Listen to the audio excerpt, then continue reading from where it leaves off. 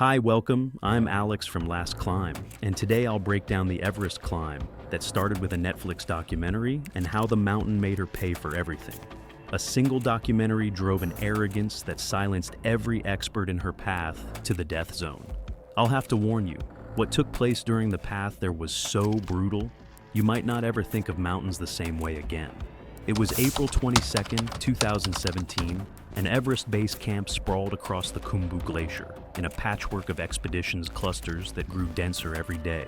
The moraine shifted constantly underfoot, loose rock over ancient ice that groaned and cracked at odd hours. Generators droned behind cook tents. The smell of kerosene mixed with boiling lentils and the faint chemical bite of sunscreen applied too liberally at altitude. At roughly 17,500 feet, the air was kinda thin enough to notice when you moved around, but not painful yet, which just tricks people into thinking they can handle way more than they actually can. This is one of those stories where I could feel it going sideways before anyone had even left base camp. Among the 60-odd climbers staged at base camp that week was Denise Toombs, a 49-year-old real estate agent from Scottsdale, Arizona. Denise had basically built her whole life around her marriage for 22 years and then spent 11 months watching it all come apart in divorce court.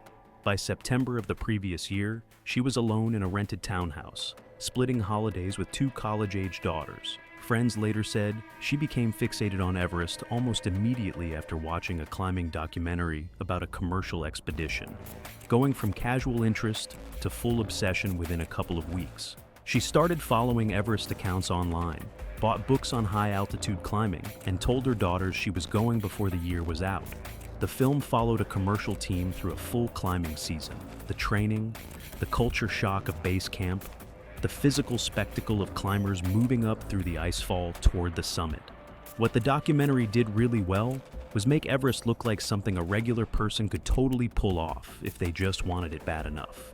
What it did not do was convey the years of incremental skill building that separated the featured climbers from someone watching on a couch in the Sonoran Desert.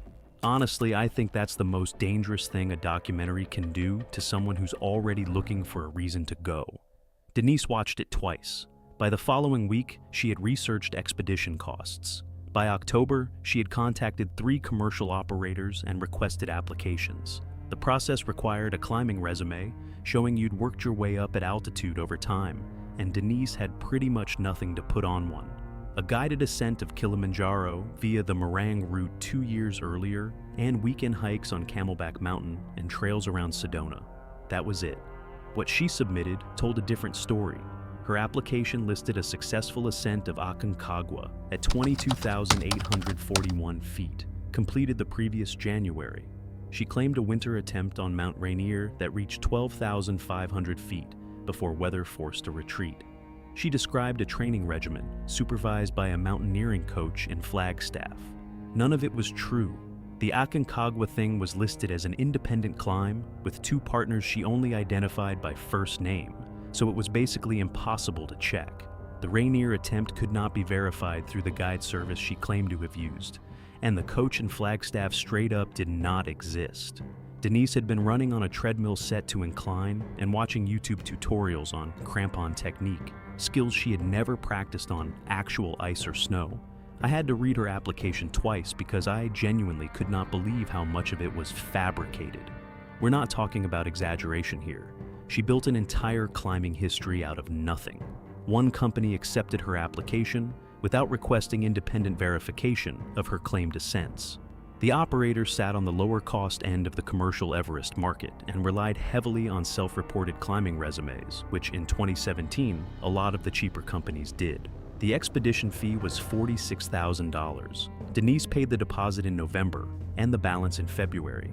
She arrived in Kathmandu on April 8, 2017, and flew to Lukla 4 days later to begin the trek to base camp. She also arrived with a medical kit assembled from months of research on climbing forums and altitude medicine websites. The kit contained Diamox, dexamethasone in 4 milligram tablets, Ambien, ibuprofen, and modafinil. During the expedition doctor's intake assessment, Denise disclosed the Diamox and ibuprofen, but said nothing about the rest. She had read stuff online about expedition doctors taking away your corticosteroids, and she wanted to keep control over what she was taking and when, which is kind of terrifying when you think about it.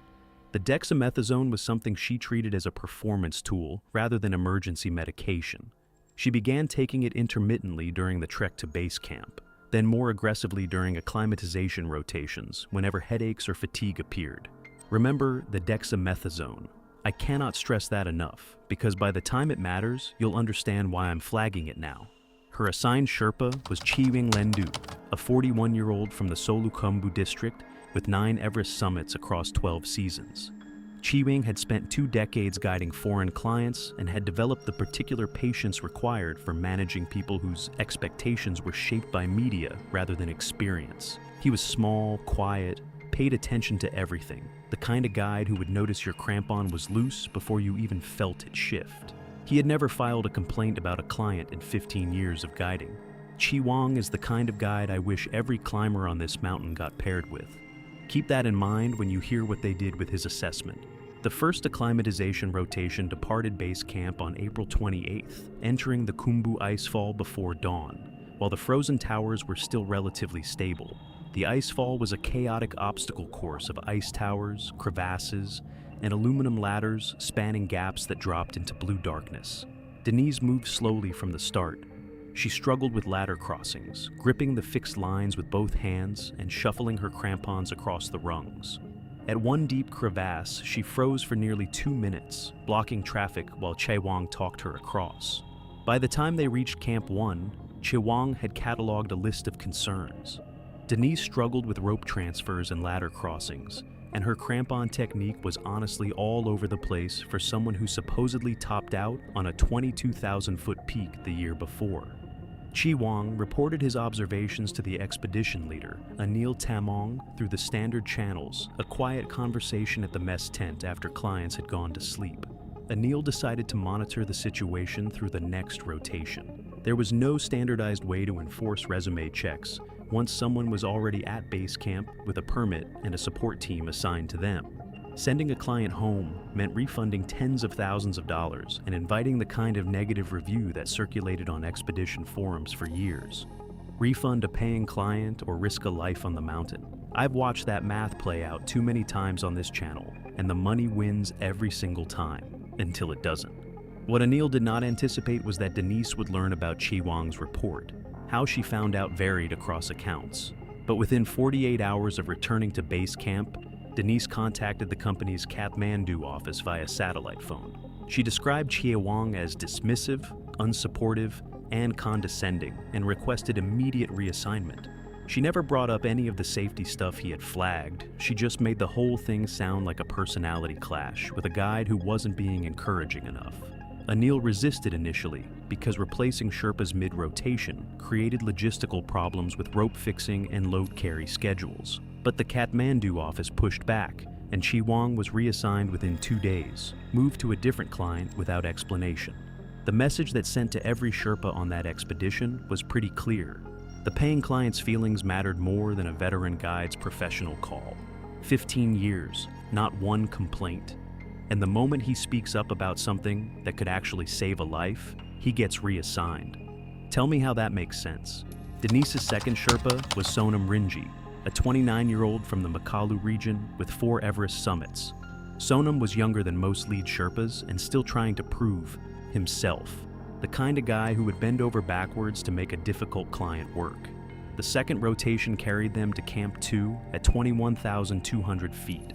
Sonam found Denise manageable at first. Her pace was slow, but steady on the relatively flat terrain of the western CWM. The problems began when she started referencing the documentary. During a rest stop, she told Sonam the film showed climbers moving faster and their pace needed to increase. Sonam explained that pacing at altitude was individualized. At Camp 2, the pattern continued. She kept referencing things from the documentary as if they were rules that should override his judgment. Other climbers noticed she seemed unusually energetic at meals, despite poor sleep, talking rapidly and confidently in ways that did not match her condition. The breaking point arrived during the acclimatization push toward Camp 3 on the Lhotse face. the face rose above Camp 2 in a continuous wall of blue ice holding between 40 and 50 degrees. Sonam planned the ascent conservatively. Depart at 4 a.m., rest every 45 minutes, reach camp 3 by noon. Denise challenged the schedule, citing a sequence in the documentary where climbers ascended the face in a single continuous push. Sonam explained the method she described had been used by elite climbers with years of conditioning. Denise pressed.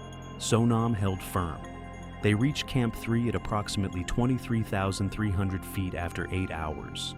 Denise was visibly trembling, barely eating, sleeping fitfully in the tent carved into the face.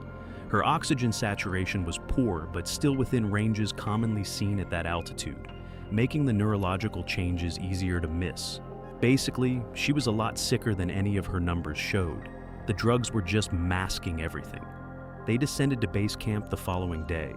Within hours of arriving, Denise called Kathmandu again. She reported that Sonam had been argumentative and dismissive and requested another reassignment. The company complied. Sonam was moved to support duties without formal explanation. So now we're 2 for 2. 2 experienced Sherpas flagging the exact same concerns, both gone within days. I don't know how you look at that and not see what's coming. The expedition leader now faced a problem he had created through accommodation. 2 experienced Sherpas had independently assessed Denise as underprepared, and both had been removed at her request. The summit window was opening. The assignment went to Furba Kasang, a 33-year-old from the Rolwalling Valley with 6 Everest summits. Furba had been working logistics between base camp and Camp 2 rather than guiding clients, but he was available, competent, and had the steady temperament Anil hoped would work. He received his briefing on the evening of May 14th. Anil kinda minimized the earlier concerns as personality conflicts and didn't fully explain the technical warnings both previous Sherpas had raised, partly because Denise had kept completing rotations, and he figured she was managing well enough. Anil briefly considered placing Denise on supplemental oxygen earlier than the standard Camp 4 start, but left it to the new guide's discretion. Furba walked into the assignment without the context that could have changed everything. This is where I had to step away for a minute when I was researching this. Chiwang knew, Sonam knew, Anil knew, and Furba got none of it, not a single word, walking onto that face completely blind. They met the following morning. Denise appeared rested, alert, and confident. Aided by dexamethasone, she had been escalating during rotations. She discussed the summit plan with the assured vocabulary of someone who had absorbed the terminology, if not the substance, of high-altitude mountaineering. Furba found her slower than her resume suggested, but attributed it to normal client variation. The summit push departed base camp on May 16th. The weather window was holding, 3 days of reduced wind and clear skies. Teams from multiple expeditions moved upward simultaneously, filling the fixed ropes with climbers and Sherpas stretching from the icefall to the South Col. Denise and Furba reached Camp 2 on the afternoon of May 16th after 8 hours. The effort had been taxing. Denise ate sparingly, half a portion of freeze-dried pasta and some tea, before retreating to her sleeping bag. Other climbers at Camp 2 said afterwards that she looked wobbly, just walking the 30 feet between the mess tent and her sleeping tent, which at that altitude is the kind of thing experienced people pick up on immediately. She asked Furba twice what time they were departing the next morning, despite having discussed the plan less than an hour earlier. At breakfast, she was oddly energetic after a night where she barely slept, speaking faster than usual. The symptoms appeared to escalate sharply overnight as her previous dexamethasone doses wore off and she redosed aggressively. Furba did not flag the unsteadiness or the repeated question. In isolation, both fell within what exhaustion and altitude could explain. A Sherpa who had climbed with her for weeks would have recognized these as new behaviors. A Sherpa who had known her for 36 hours could not. I keep thinking about this. He'd known her for 36 hours. How do you spot something getting worse in a person when you never saw what better looked like? They departed Camp 2 at 3:30 a.m. on May 17th. The Lhotse face loomed above the western Sea Domain, a wall of blue-gray ice catching the first light of dawn. The temperature was approximately -8 degrees Fahrenheit, cold enough to make metal hardware painful through thin gloves. They clipped into the fixed ropes and began the ascent. Kick crampon points in, weight the foot, stand, slide the ascender up, repeat. 45 degrees stretching upward for thousands of feet, with nothing below except the diminishing floor of the CWM. The first hour passed without incident, but slowly. Furba noticed her crampon work was getting sloppier than the day before. She kept flat-footing the ice in spots where you really gotta be kicking your front points in. He suggested she focus on her toe points. The correction improved her technique for about 15 minutes before the old pattern returned. Twice that morning, Denise asked Furba questions he had already answered minutes earlier. At one anchor transition, she struggled unusually long with a locking carabiner she normally could have clipped herself. At roughly 22,800 feet, Denise stopped at a small shelf and leaned heavily against the slope, her forehead resting on the ice, breathing in rapid, shallow gasps that fogged her goggles. Furba waited. After several minutes, she straightened and indicated she was ready to continue. Her movements had a quality that Furba later described as mechanical, performing the actions of climbing without the fluid coordination that connected them into natural movement. When a Sherpa uses the word mechanical to describe how a client is moving, pay attention. I've seen that word show up in enough of these reports to know it's not a casual observation. It means they've already started thinking about how to get you down. What was happening inside her body had been building over the preceding days, but accelerated sharply during this push. The dexamethasone she had been escalating through each rotation had been suppressing the brain's inflammatory response to altitude, allowing her to continue ascending, while cerebral edema worsened beneath the chemical mask. Without the drugs, her symptoms would have shown up way earlier, at lower camps, where someone could have caught them and sent her down.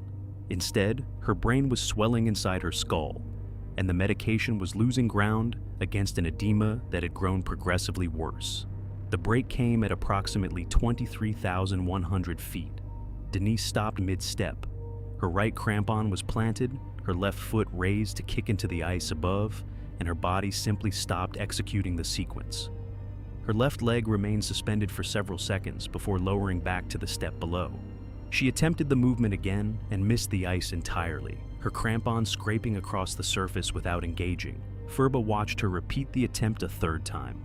Kick, miss, retract, before he recognized what he was seeing. It wasn't tiredness anymore, it was ataxia. Her brain had basically lost the ability to tell her legs what to do. Kick, miss, retract, 3 times in a row. I keep replaying that sequence in my head because it's such a quiet, undramatic way for everything to come apart. She had no idea her body had already given up on her. He called up, asking about new symptoms. Her response came several seconds late, and when it arrived, the words were disconnected from the question. She mentioned something about the documentary, about a rest stop that should be coming soon. That kind of random, disconnected answer told him everything. He needed to know about what was going on inside her head.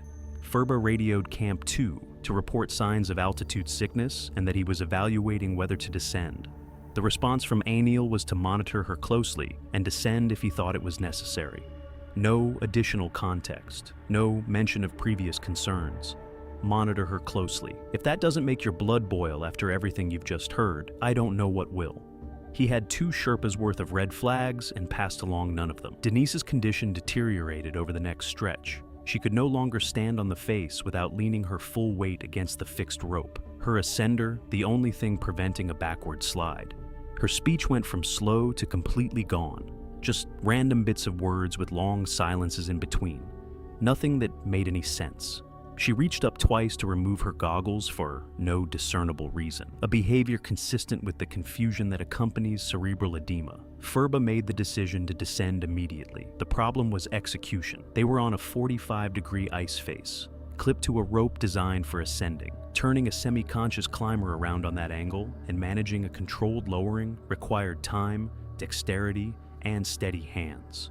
Below them, the face dropped over 2,000 vertical feet to the western CWM. Furba anchored himself with an ice screw and began rigging Denise for descent, removing her ascender, attaching a belay device, preparing to control her weight on the fixed rope. The hardware was so cold it could burn your skin right through thin gloves, so he had to take his outer gloves off to get the control he needed to work the carabiners. His liner gloves had already become damp with sweat during the ascent and provided almost no insulation. He's working frozen metal with his bare hands at 23,000 feet, for a woman he met 2 days ago.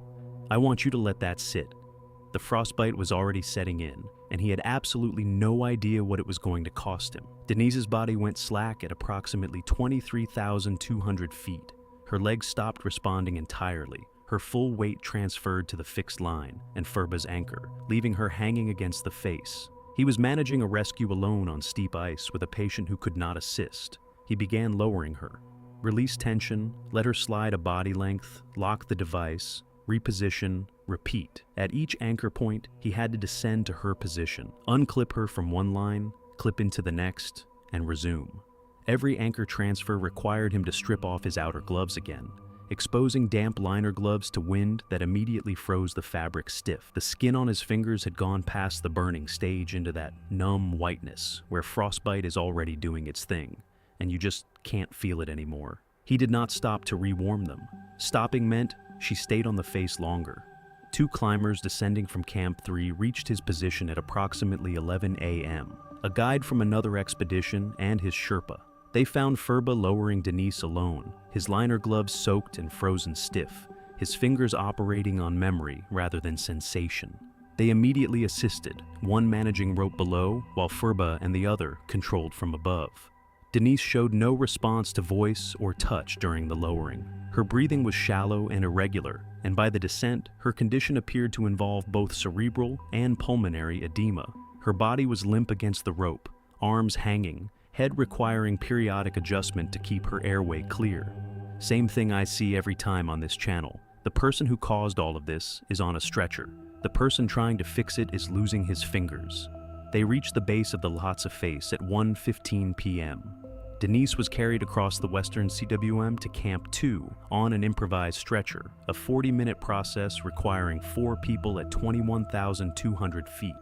The expedition doctor assessed her and found her unresponsive, with pupil dilation and breathing patterns consistent with severe cerebral edema. He gave her injectable dexamethasone, the same drug she had been secretly taking in escalating doses. But by that point, it was way too late to undo the damage. Cloud buildup and worsening afternoon winds made a Camp 2 helicopter extraction too risky. Teams moved her down through the icefall toward lower terrain where aircraft could reach. She was carried as far as Camp 1 before the medical team concluded further. Transport was futile. Denise Toombs was declared dead by the expedition medical team at Camp 1 on the evening of May 17, 2017.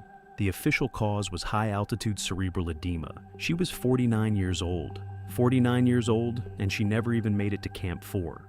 Everest didn't need the death zone for this one. I still can't wrap my head around that. It just let the medication run out, and the ice did the rest. The expedition company's internal review uncovered the full scope of what went wrong, and it went well beyond one client. Her medication kit, found at Camp 2, contained the undisclosed dexamethasone and other drugs she had never reported. The blister packs showed escalating use through the acclimatization rotations.